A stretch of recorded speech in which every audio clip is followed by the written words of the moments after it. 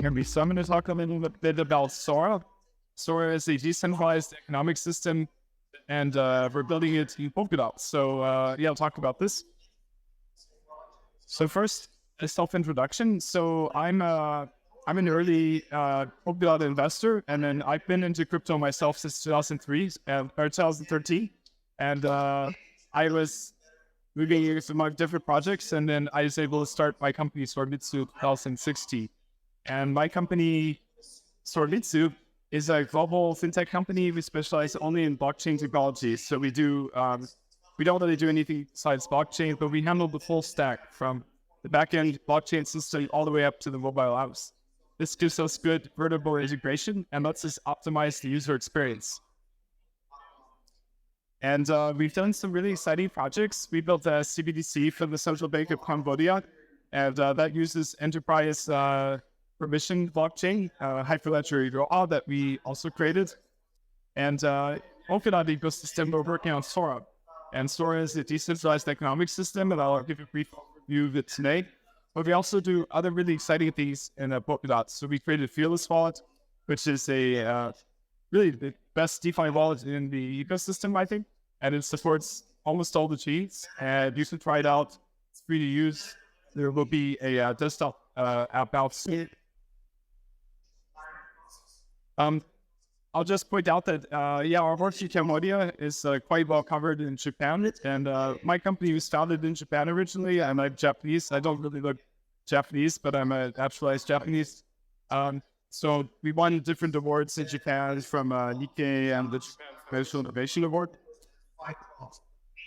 So let's talk a little bit about SORA and the problem we're trying to solve. So we want to create a decentralized economic system. What that means is rather than just creating a cryptocurrency, we want to also have a way to have governance to allocate the money in the economy, hopefully to help productive use. So there's different ways to do this. Economic systems really determine the type of world that we have. So in the Washington Consensus, we have a free market capitalism, which is based on equilibrium economics, which don't actually exist in the real world. And free market capitalism is really not free because every market is controlled by people who have all the money and the assets. On the other end of the spectrum is like totalist planning from the Soviet Union, 5-year plans, like factory quotas that would have output quotas per factory. This didn't work out so well either. And then in Japan and in Southeast Asia, we had high-level sectoral planning. And this is covered in Dr. Richard Werner's book, Crisis of the M. He talks about the story of Japan and Japan's window guidance and how they did high-level sectoral planning from the central bank to have sustainable growth with low inflation. So that's what we're trying to do with SORA, is target this kind of middle road between free market capitalism and totalist planning by having like a DAO manage the distribution of money. So as you might have noticed, the world is currently in chaos, and we're at a important point where the world is changing from an old system to a new system, and we don't yet know what this new system is going to be like. So we have to create it. So the best way to predict the future is to create it, right? What's interesting to also look at as trends in the changes of the dominant currency over time. We even had in the past, the Portuguese real was the dominant currency for about 100 years. And now, of course, it's the US dollars. But many people think that a new currency is going to take over as the world's dominant currency. There's other competing standards. So, BRICS nations have been talking about creating a commodity-based currency. There's the global yuan, China. Even some countries have been adopting Bitcoin as a legal tender currency. So we don't yet know which of these is going to be the next best currency, or if it's going to be something else. So my personal opinion is that we want to create the new future that we will have, and we want SORA to be the part of this new world economic system. Skip some of this.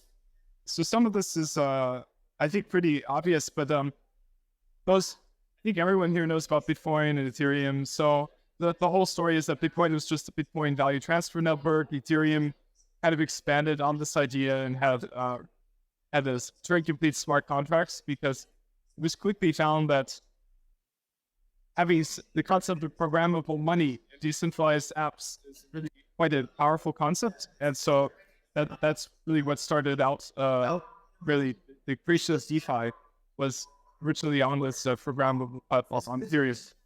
And then the original Ethereum DeFi really was quite centralized. So you might remember Ether Delta. So they had centralized trade matching, and then the settlement was on chain. But because the trade matching was centralized, regulators went after the programmer who created Ether Delta. And I don't remember what happened to him, actually. The seed gel executed by the SEC. I don't know what happened.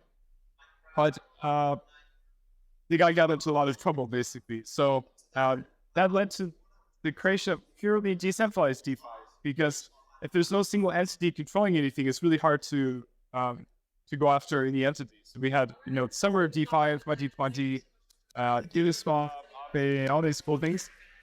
MakerDAO, of course. And what we're trying to do next is actually go beyond just having DeFi apps and create a coherent economic system. So that's really what we're doing with SORA. So everyone likes math. So this is very simple equations, but the basic point is that to have economic growth in an economy, the optimal output in an economy, so the potential output is a function of the quantity factor inputs and the total factor of productivity. So basically, you take some inputs and you have some processes that transform these inputs, and you get some output, like a new good or service. That's what economic output is. And a change in economic output is economic growth. So if you have more goods and services, then you have growth in the economy. And that's really what you want, because it pushes humanity forward. So this output is related to money through the equation of exchange. So the equation of exchange is really the amount of money in the economy and the velocity of the money. So basically all the transactions and the money used in them has to be equal to the price, the whole, and the quantity of transactions. But in traditional economies, it's hard to find the quantity of transactions directly, because not all the transactions are seen. So you can proxy this with the nominal GDP, which is the output of a country. So what that gives you is this equation MV equals PY. And that's important because you then disaggregate this into the type of money used in the economy. This is based on Richard Werner's research. So the general quantity theory and money credit also is the disaggregated theory of, or quantity theory of disaggregated credit. And his big revelation was that you can disaggregate the money in the economy to be used in the creations of or purchase of real goods and services, or you can use it for asset transactions, such as speculation, or you can use it for consumption. So if that gives you money used in the real economy versus money used in financial transactions. So you get, what this leads to is that you can get productive economic growth by minting money or creating new goods and services. So this gives you an increase in the money supply, and through the equation of exchange, this gives you an increase in the output. And this works because in large economies, typically the velocity and the price level are kind of sticky, so they stay kind of equal. So if you increase the amount of money and use it to create new goods and services, velocity, price level typically will stay kind of sticky, so they'll stay the same for a while. But what you can do is you can get new. So this is what the Japanese system used in post-war era. So they did high-level sectoral credit planning, where they found that you can create money for specific industries, and when you do this, you get an increase in output of these industries. I mean, it's not magic; it's kind of obvious, right? So this leads us back into cryptocurrencies. So, for example, in Bitcoins are minted and given to miners, and miners don't do anything new in the economy. They're not building any new goods. They're not building any new services. They're not producers. They're actually just dumping the Bitcoins to pay for electricity. So it's kind of not an optimal economic system. So what we try to do with SORA is make it so that new purchasing power as the economy is created, and then the tokens are basically given for productive output only. This is done via a DAO mechanism where people vote on the allocation of all the money. So if the DAO does the right job, then you should get the right outcomes. So this is different from traditional, fiat-based economies because there's no democratic oversight. In fact, central banks celebrate their independence, but without democratic oversight, there's a lot of moral hazards that you can have. So they can pursue other objectives than the good of society. And hopefully people who are voting in the DAO have the best intentions of the DAO at heart. So the secret sauce of SORA is built around the SORA tokens. We use what's called a token bonding curve. And in the token bonding curve, you have two linear functions, buy function and the sell function. And when you put reserve assets into the buy function, you mint new SORA. And when you sell your SORA into the sell function, it burns the SORA but returns the assets. So what this does intuitively is it elastically changes the supply of the currency to match the given target price level.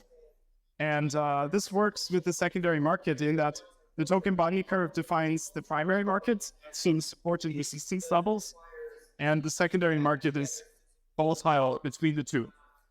And this margin of 20% can then be allocated to productive uses, so like creating new goods and services. Because you have this margin, if you buy tokens, if you sell them instantly, you get 20% less money. So you can use this kind of like difference in the collateralization to distribute SORA for productive uses. Also in the SORA economy, we have another token called XST. So XST is the SORA synthetic token. You can mint this via governance, and you can give it out to people who want to build decentralized network. And it has a limit on the convertibility to SORA because it has liquidity pools on a DEX. I'll show you the DEX in a moment.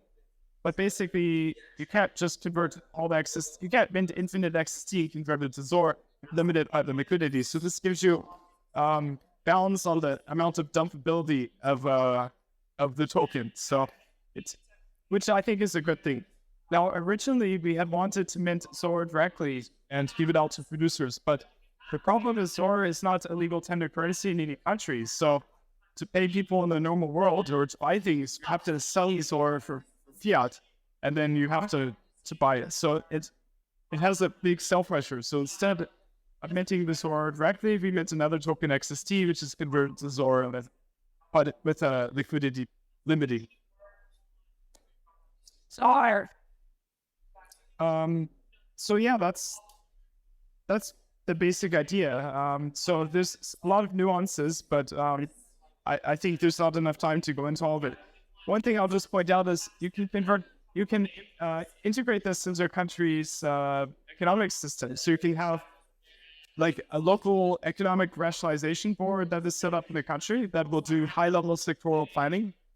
And then this will allocate basically new tokens to industries in this country in order for it to, for example, to build a new trains or new farmland, things like that.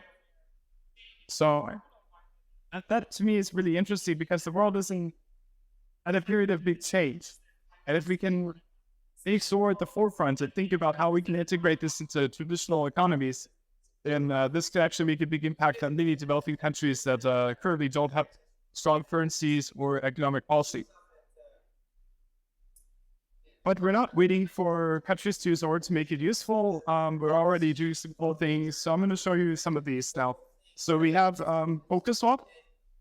So Polkaswap is a DEX, and the goal is to link all the different parachains together through the SORA network, and people can swap all the substrate shitcoins and all the tokens in one place. So we're getting close to realizing this vision. It's taking a long time, but we're getting close. Polkaswap launched last year, and you can you can swap tokens. Let's see. I'm gonna swap some XSTUSD.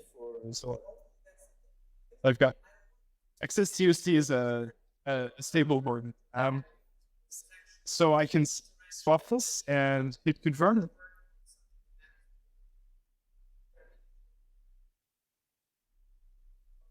Okay. So yeah, so that's how you swap. It's pretty fast. So this is using Substrate. On SORA network, it's a standalone network, so the block time is 6 seconds. We also have a Kusama parity, the block time is 12 seconds. But we like having standalone network because it gives us potentially more flexibility and creative solutions to fine-tune the user experience. On top of Polkaswap, some other teams have built some really cool things. Like there's a farming platform called Demeter Farm. Let me make this bigger.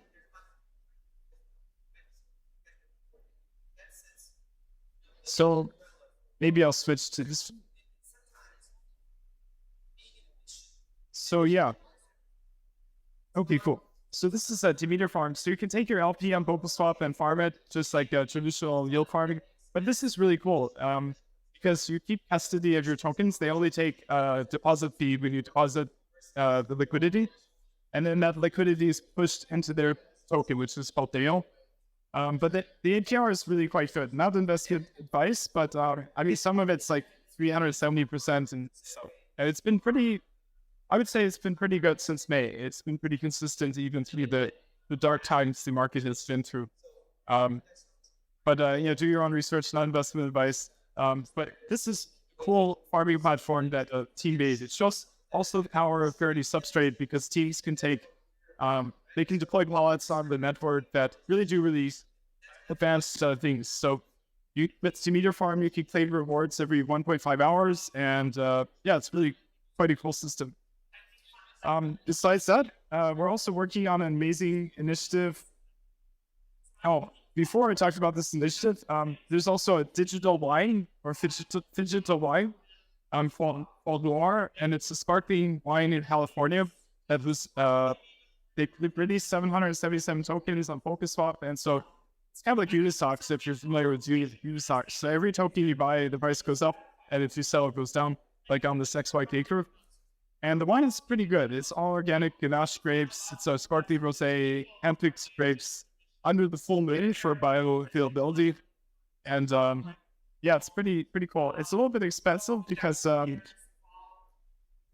because there's not much left. So they sold more than 500 bottles already. So, but if you get really drunk, you could buy a bottle maybe.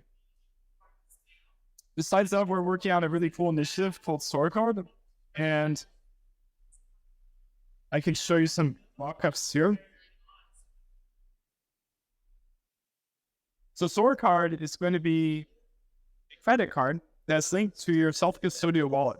So this is going to launch really soon. And I think in 2 weeks, right? Will be 3 weeks maybe. Yeah, we'll see. We're going to start onboarding, the KYC and onboard. And then next month they should ship, right? Christmas they should ship. Great.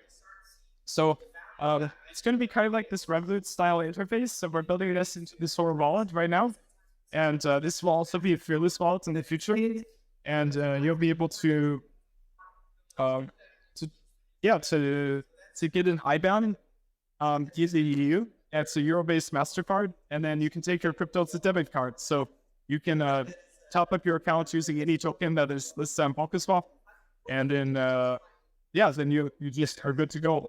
And if you want to buy some crypto, you can send money to your IBAN and then swap it into SORA. Once you have the SORA, it's self-custody, so you can manage it all yourself. And this will also be put into the website as well. So it's going to be really cool mixing like TradFi and DeFi like worlds together in one place. And there's this nice article that was written. It has a comparison to the other like major cards, like the Binance card, Crypto.com. I've never heard of Crypterium, and then Reputed. And some of the cool things are, well, of course, it's a self-custody crypto wallet. So if you use Crypto.com or Reputed, they have your crypto. So you don't have access to it unless you take it out, I guess. And then also the limits are pretty good. So you get daily cash withdrawal of 5,000 euros per day, 25,000 euros per day spending limit, and top-up limit from a bank would be 25,000 euros too. And the future, I think you can have unlimited for the top tier. So there'll be different tiers. So you'll be able to basically have a black card, except it'll be red. So should be pretty cool. So that's being worked on, and yeah, we're happy to answer any questions. So this is a very brief overview of what we've been doing in the ecosystem. So maybe there's time to take 2 or 3 questions. I brought stickers, so if you ask a question, you get a sticker. So I got 3 stickers, so 3 questions. Otherwise, I'll just take these stickers. Okay, yeah. All the decks. Well, we support other dexes. Well, this is called SORA card. Actually, with Polkaswap, we want to aggregate liquidity across different dexes in the future. So, in theory, like you could be trading on other dexes in one place. That's going to be a while, though. Okay, you got a sticker. Anyone else? Are you? These twice. So they asked if I want to use Tilt's KYC. So we don't see the need for KYC on a DEX. It's really quite decentralized. In fact, there's no web servers even. Polkaswap. The credit cards. Well, I mean, we're working with like a payment processor, so they already have their own way to do KYC. If they supported Tilt, we would happily use it. Anyone else?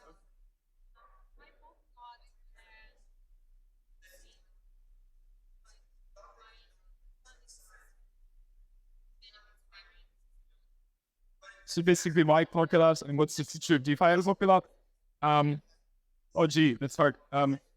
Well, I really don't like EVM as a person. So EVM is really hard to write secure code, and it's kind of slow and clunky.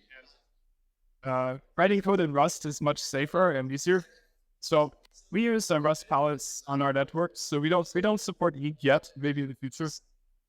But yeah, I like Polkaswap mainly because it's very fast. So we benchmarked the SORA network to handle 25 million transactions per day, which is not much if you're like Visa or MasterCard, but it's more than the transactions on Bitcoin, Ethereum, Polygon, Cardano, BSC, Polkaswap, like all together. So there's just very few crypto users still. So we're still really early, I like to think. Where's the future of DeFi and Polkaswap? Well, I think a lot of the ideas related to Spree are very interesting, where you could share part of the virtual machine state with other chains, and they could do some computation on it, and then send it back to you. I don't know when this will be mature, but it's quite an interesting idea. I think XCM makes a lot of sense too. So being able to things, I mean, it's like they're trending technology, right? Being able to move things around. So I do like Polkaswap more than the other ecosystems like Cosmos from a technology standpoint. Yeah, so hopefully that answers the question. So I'm out of stickers, but I'm happy to answer other questions. Otherwise, it's 3 p.m. and I think they're going to start serving some wine. Okay, so thanks for coming.